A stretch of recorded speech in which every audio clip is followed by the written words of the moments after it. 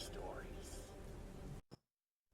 This happened around the beginning of the year, and I really liked this girl which I had been talking to for a while. In early 2014, everyone and their mothers were into Pokemon X and Y. Even though I liked Pokemon quite a bit, I hadn't played the main games in a while, and I spent most of my time ranting about how Game Freak was an asshole because Ruby remakes weren't out. Oh boy, what a grand statement to think about now. Anyway, this girl and I, her name's Morgan, we agreed to meet in a Pokemon tournament in Florida along with a couple of mutual friends, and we'd have a pretty fun time. I got to the convention center, which in our case was a shitty hotel with very little hygiene and small airspace. If you want to get stereotypical, there were meme Doras everywhere, and generally odd-looking neckbeards sweating endlessly, drinking and sitting as they spoke into water buckets, contaminating tables and then shaking their clammy palms, their hands almost tanned on the mere heat of breath. Frankly, it was disgusting, but tolerable. When I got there, the first person I saw was my friend Jerry. I had known him for a good 5 years. He's got long brown hair, and he's generally very enthusiastic, very charismatic, but today he was quiet. I didn't really think much about it, but I suspect it had something to do with how volatile the whole place felt. Like me, he wasn't participating in the tournament, only spectating.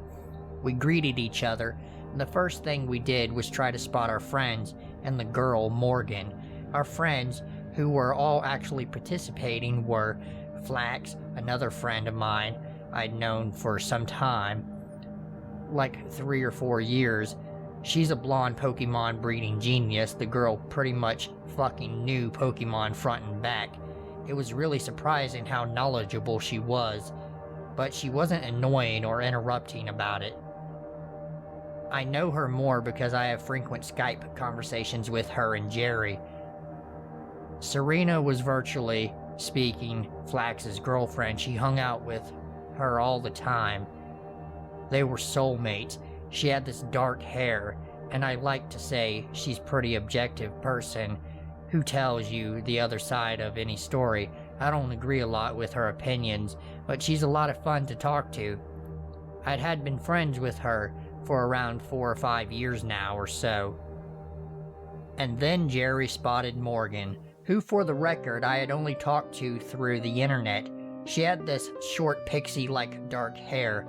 She was also adorably small, smaller than me, although then again, I'm 6'4" and she's 5'4", so it's probably a matter of perspective. In simple terms, Morgan's a pretty hot girl for my standards. I waved, and she waved back smiling. She was sitting on one of the long Pokemon tables with another guy facing her. He was a chubby dude with visible acne and stalking dark eyes, young but visibly tired, almost like a starving snake looking for meat he can't quite eat. If I remember correctly, Morgan mentioned he was around 15, but at my first sight, I thought he was a lot older, almost like an unkept, lost, abandoned dog, small and unwanted. Not at all something you want to look at, but something that's collected age and dust. After the first round of Pokemon, all 3 came to us along with the chubby guy who introduced himself as Morgan. For convenience, I will refer to this girl Morgan as Morgan, and the chubby Morgan as CM. We all greeted each other, and as I saw CM, I thought he was a friend of Morgan's, probably for a long time, who had been playing and talking with Morgan for a while maybe. Morgan looked a little uncomfortable with the dude, but that's probably because he was pretty bizarre and socially awkward. Keep in mind, I think I'm pretty socially awkward, but this guy is actually above my level. He was quiet, and he commented always at the weirdest time, with long, concentrated stares at people, and his mouth slightly opening every now and then, always dry, and almost disconnected from what he actually said. I think Jerry and the rest of us thought he was also a friend of Morgan's, so we generally pretty much accepted We allowed him to come with us and talk with us. The rounds of Pokemon went on during the day, and we'd have our trivial breaks, breathing out of the Neckbeard meme shack and talking, lying down, occasionally having some nice moments of talking about Digimon instead.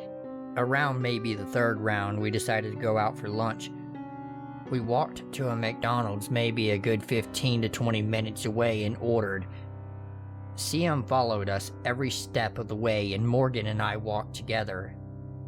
We talked about each other, and we talked about who we were and what we liked to do. I really liked Morgan, and I knew we pretty much be good friends. We reached the McDonald's, which was a pretty shitty one as McDonald's could go. The AC was pretty bad, and I got really sweaty, and the wait was a little longer considering others used the place as a location. All the way back, the four of us walked back to the hotel with our foods, and again CM followed us back. Again, at this point, I suspect nothing. We sit down, eat pretty damn quickly, talk a little bit about Pokemon strategy, then we clean up and wait for the next round. Except this time, right before the round starts, Morgan sets me aside and we have a short conversation. He followed us all the way to lunch. I don't really know who she's talking about again. I thought CM was just a friend of hers. Who? CM. He followed us all the fucking way there. I thought he was your friend. No, he's just this guy I met while they were sorting us out for the tournament. Since for some reason they arrange us by our first names, I absolutely do not know him. I partly froze. I was terrified. In all honesty, a stranger had been stalking us, clinging to us for the past couple of hours. I had completely dismissed this possibility of the occurrence, but I tried to keep my cool, relatively speaking. I recall somewhere in the conversation Morgan said, I was trying to be really nice about all, since I was excited about the tournament and all the new people. That's exactly what I had to do, trying to be nice, subtle details I never noticed just to keep up expectations. I tried to mention the fact that he was a stranger to the others when I had the chance, and we began to think on how we solved the situation. A Pokemon round later, we all sat down on a long table and we start discussing the whole ordeal. The biggest issue was trying to not hurt his feelings or be really mean. It was a gamble to be forceful to something you don't know, and you don't know what they are capable of. It's difficult to think about how to even approach, and the worst part about it is not knowing if instead of leaving you alone, he'll take the offensive and do harm to you. Finally, as all of us sat on the table, CM catches up to us like before from his Pokemon round, greeting us and saying hi. There was an endless silence. We weren't even done talking about him or figuring out what to do, but here he was again, and we hadn't had an idea on how to solve it. And then the most amazing thing happens. Something that I can't forget, because it makes me realize what little balls I have, and what huge steel fucking balls this pretty girl has in comparison. Morgan goes, "Why are you following us?" in a straightforward, no bullshit tone. Her face was cold, determined, and she said CM flinched a bit, maybe a little in fear. CM's response was, "Because I can." I can't remember Morgan's response to that, but she was pretty relentless trying to get the stalker out. Finally, Morgan goes, "Can you please leave?" CM stared at Morgan as she said that, as if it was all a repugnant joke. CM answers, "What do you mean now?" "Look, can you please just leave?" Morgan asked again. He was waiting for a sign of vulnerability, a chance for him to stay, like maybe he could still belong. All of us were silent, leaving Morgan to say what she needed to, and CM slightly shrunk as Morgan stared at him. CM stood up. He didn't move immediately, again staring at us briefly. Morgan kept gazing at him in a cold, eagle-like fashion, and then he walked away. I held Morgan's hand under the table, and I felt pretty relieved of what just happened, but I also had a dumb, reflective moment that maybe I was like CM, socially awkward and lonely, looking for friends. I tried to express myself, remembering that only a few years ago, I was that dude, incapable of socializing with other people without inserting myself uncomfortably into strangers. Coming to the end of the tournament, it got more uncomfortable as CM stuck himself to the corners, staring at all of us at every opportunity. At one point, Flax and CM were sat approximately 2 seats from each other, and CM leaned toward Flax, just repeating, "It's you. I can't believe it's you." We all left the tournament by the 8th or 9th round, something like that. And by the time we did, I eventually was the last person out. I was waiting outside for my ride, and I see CM come out of the hotel with what seems to be his father. His father pays little attention to me. He seemed like an okay guy, but CM just keeps his eyes locked on me as he walks off into the distance. He doesn't stop looking until he's out of my view, going into a car, and I think even driving away, he was still staring. I haven't seen the guy since, and me and Morgan remain good friends, and we talk about this strange encounter every now and then. The creepy guy is always there. I like to think he lives in a town pretty far away from where I live in Florida, so I never have to see him or think about being afraid that way again. But every time I go somewhere public, somewhere with so many people, the possibility seems to come back. What if he's here this time? What would he do if he saw me?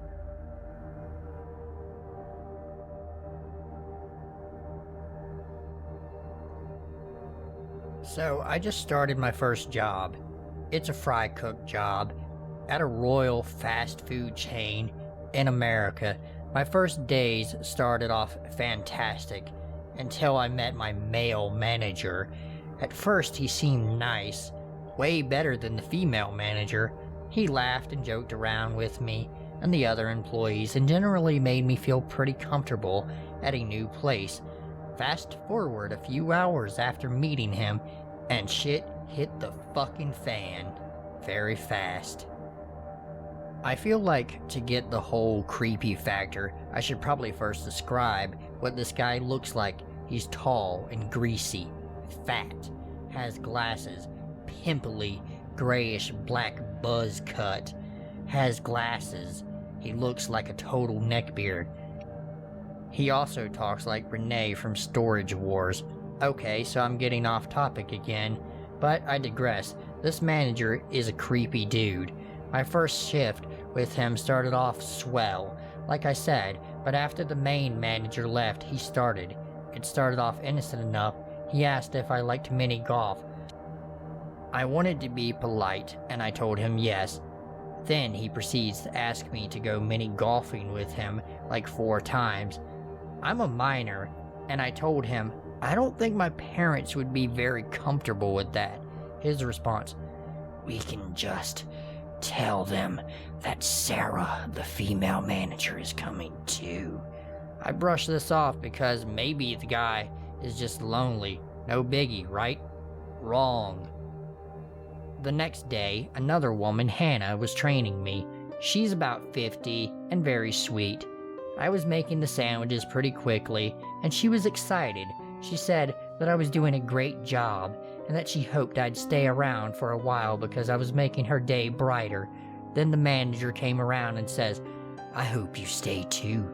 We need more cute girls around here." I quickly excused myself to go to the ladies' room to text my boyfriend and tell him what had just happened. Within 5 minutes, he was at the store. He asked to speak with the manager and explained to them that one of his friends, me, was being treated inappropriately by a male manager. The creeper then comes out to the back where all of us were, standing and talking and begins to flip shit. he goes into full-on rage mode, saying shit like, "If anyone thinks I'm trying to steal their fucking girlfriend, I have a fucking fiance." Then starts showing us pictures of some random girl who is clearly not his fiance. I clocked out and went home. I wasn't too scared since my boyfriend made sure they knew someone was having a problem. I figured if anything happened, I could tell him and he would solve it. The next day I went into work. Same boring shit. Creepy manager showed up halfway through. It got slow and we were all bullshitting again, and he came into the back and joined our conversation. I was talking about my boyfriend with Hannah, and she was laughing and calling me cute for blushing when I was talking about him. The manager then says, "Teal hair, don't care. You should really smile more. Makes you look even cuter than you usually do. You look so innocent." I walked into the back to get on my phone. I come back and the manager is standing there. "So, how old are you?" Stupid me answers, 17, but I'll be 18 in like a month." "I hope you're still here in a month. We can go out and do something for your birthday." At this point, I tried to walk away, but now he was blocking my path. Luckily, Hannah called me and he moved. The entire day, I work until close. I could feel his beady eyes staring at me. When I went outside with another worker so he could have a smoke break and I could get away from the creep, he walked over with his phone. On the screen was a picture of an Asian porn star in a schoolgirl outfit. "This is the kind of girl I'm into," he said. I tried to shuffle away slowly, but once again he was blocking my path. The guy who was outside noticed I was uncomfortable and stepped in between us and said, "Bruh, she's not even hot. Plus, she's got fake tits." I tried to get away again, but it didn't work. The manager then said something that makes my skin crawl, even to think about. "Yeah, but it's the face, the innocence. Something about taking advantage of someone just does something for me."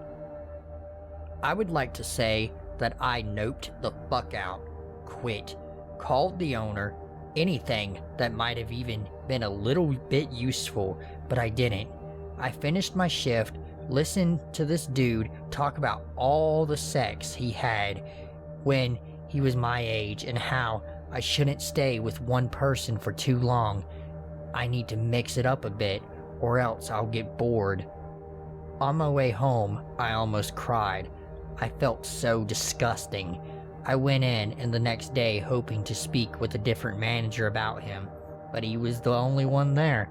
I uncomfortably worked my shift while trying to avoid him as much as possible. Eventually, he managed to corner me again, this time asking me about the ring on my thumb and my boyfriend. Somehow the conversation topic changed to the future, and if I ever planned on getting married. Obviously I said yes to try to deter him, but he pressed on. I told him, "Maybe I'll end up with a woman, you never know." He then began to flip shit again. He said, "Don't ever end up being a lesbian. That's horrible. At least be bisexual. That way guys can have a little bit of fun too. Don't be selfish." I rolled my eyes and walked away. Later on, the other worker went on break. During breaks, we aren't supposed to stay in the store, so I guess he left or whatever. But I was alone with the creep, and I started cleaning so that when 11 came, I'd go home faster. He then tried to have a conversation with me about what fun I thought was okay at my age. I quickly told him about how I was waiting until marriage because I have too much to focus on right now with college and stuff. He said, "Come on, a little bit of fun isn't gonna be too bad. You just need to feel pleasure. Then you'll understand." I was too scared to do anything. So I just went into the ladies' room and felt really uncomfortable. That night, my mom was picking me up. It was 11:30 and I was waiting outside of the store for her so I could just leave. I was waiting outside for like 2 minutes when the manager comes outside. "Come wait inside. A pretty girl like you should not be standing out here alone." I told him that I lived down the street and my mom would be here in a minute. He said, "I can always drive you home. I'll never let a woman walk home. It's against my moral." I then took out my phone and told my mom to hurry the fuck up and come ASAP. Her contact photo came up. It was a picture of us at graduation. The manager says, "Is that your mom? She's really cute, but I still think you're cuter." I called my mom, and of course, she didn't fucking answer. "Are you nervous? Come here, give me a hug. I'm sure she'll be here in a minute." I never ran so fast in my fucking life. I sprinted out the door, away from him, right as my mom showed up. Fast forward to last week, I was working till close alone with him. I texted my boyfriend about how uncomfortable I was, and he came to the store and waited in the parking lot for me. When suddenly, the creepy manager gets a text from the main manager cussing him off for not doing his count. He freaks out, throwing a tantrum like a child, yelling, kicking stuff, the whole 9 yards. I keep cleaning my shit, not wanting to get involved. He went into the freezer at 11. I did all the dishes and mopped up until about 11:40. He finally comes out of the freezer crying. I said, "Fuck this shit, dude. I'm done right now, alright?" And I clocked out. My boyfriend was still waiting outside, so I walked over to his car and kissed him and shit, when suddenly I looked up. The manager was staring at us. My boyfriend drove me to my car and urged me to quit. "So creepy, neckbeard manager, please, leave me the fuck alone."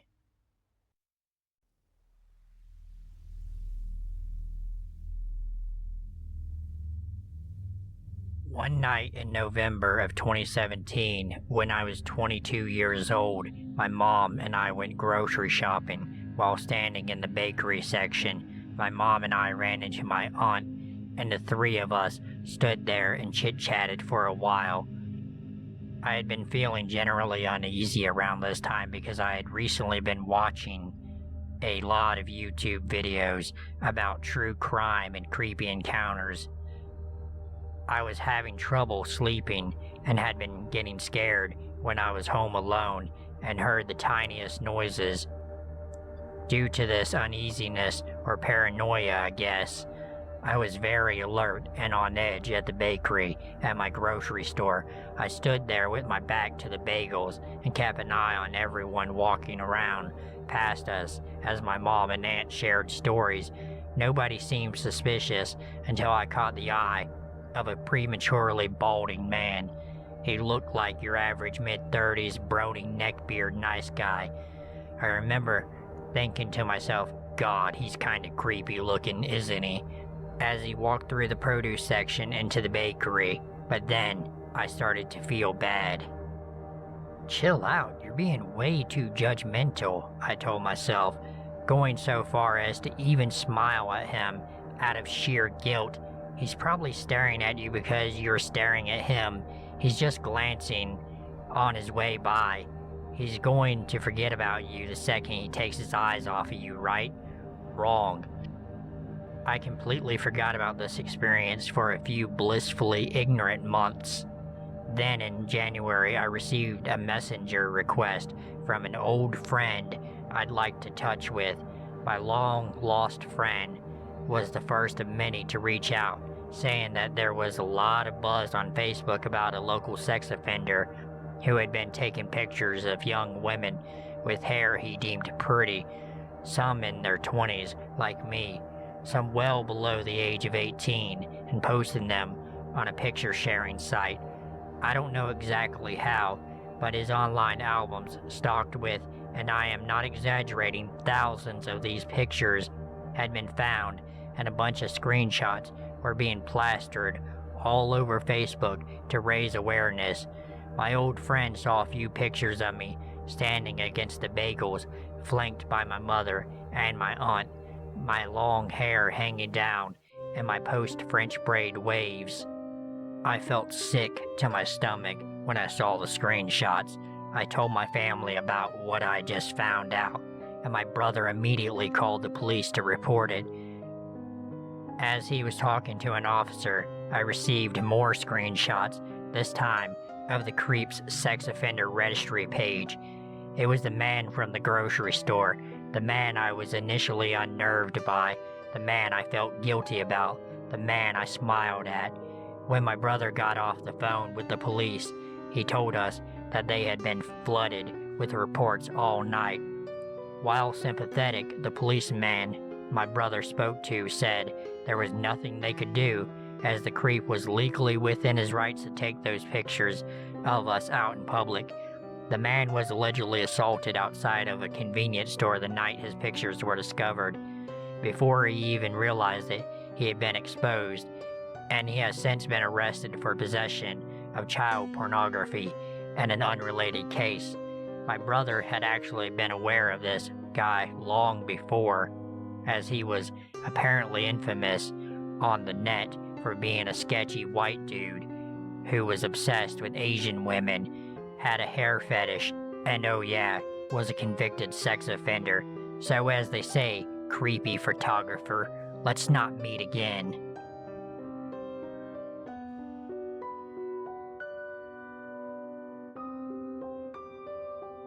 I met Jacob in my science class, but we actually started talking during a dumb assembly, and we sat together because we were both the loner types in our class. We had so much in common, and I grew to love him as a friend. We were really close. I was a very shy girl, never talked about what was going on with me mentally with anyone, but I could trust Jacob. I told him what my mother's boyfriend was doing to me, what Alex was like, and he helped me feel happy again. I told him how Alex was abusive and how I felt trapped with him. Jacob was always there when I got bruises and whatnot. Eventually, me and Alex had a fight, and I told him we were over because he only talked about sex. I felt like a weight was off of my shoulders for once. I told Jacob right away, and all he said was perfect. I thought it was a bit odd, but continued to hang out for the next few days. He suddenly asked me out, and I told him, Jacob, no, I just got out of a relationship that really fucked me up. I can't handle that right now. He seemed very upset, but understood, so I thought. I come into my science class early to see Jacob crying with the teacher for some reason. She was a great teacher, always helped people struggling. She looked at me and waved me over. Hey, I know you guys are besties. What's going on? I have no idea. Jacob says you don't want to be friends with him anymore. Did something happen? I never said that. He asked me out and I said no, I want to be friends. Oh, I'm sorry. But Jacob, can't you forgive your bestie? You guys have been so close. You don't want to throw that away, huh? He just never responded and didn't show for school for like a week. I was worried and just told him I was here for him and didn't mean to upset him. He came back and it's like he was a different person. He had a huge scar on his neck, like he had been choked or something, and big scars on his wrists. I immediately started bawling my eyes out and hugged him, asking what happened. You don't love me, so I punished myself. I dropped to the floor, crying, by my locker. I didn't know what to do. I loved my best friend, but I didn't want to date him. I just stayed by his side at all times. I tried to make him happy, like I used to. Nothing. He told me if I wanted to help, I'd have to kiss him better, and I just couldn't do that. Day after day, he told me how it's my fault he's depressed and hurting himself. So after a while, I started cutting, and because I was dealing with eating disorders, this didn't help. I just stopped eating for 2 months, where most of the time I'd switched to bulimia. I was so pale, my rib cage started showing a bit, and I looked unhealthy to the point my teacher got the school involved. I told them everything. I told them how I didn't want to lose Jacob, and I didn't want him to die because I didn't want to date him. And then he stopped coming to school. A month, and he was nowhere. I thought he was in the hospital or something. I asked my teacher if she knew if he was okay. She told me they sent him to a different school and that he wasn't allowed to talk to me or see me because he threatened other kids who I was close with that he would hurt me if they talked to me, and those kids told the school. A few months later, I finally started to try and get better after we moved back to my old town. I get a friend request. The profile picture is something like in a horror film. It's Jacob with bloody bandages on his face revealing only one eye, and under the name of Gregory Black. I did not accept it, but got some creepy messages about how I'm not smart and that I make him go crazy, and how his mother threw him into a psych ward or something and he finally got out. I have no idea if anything he said was true, but honestly, I got fed up with him. I didn't care about him being my old bestie. He was awful, he needed help, and he refused it. I blocked him, and I haven't heard from him since. So Jacob, let's not meet again. Now I'm healthy, I eat 3 meals a day, and I'm sober. I still have anxiety and depression, but I plan on getting help, and though I wish no harm on him, I really do hope he gets the help he needs. Know your worth and know when you need to leave. This leads into why I was so messed up with the Neckbeard story. Even with all of this bad shit that happened to me, I don't look for sympathy. I only hope that if you are struggling to get help or leave a situation before it messes you up. I definitely learned a lot through my experiences, and I am proud of who I am today. Don't be afraid to ask for help, or to tell your family or anyone you can trust to get out of a bad place.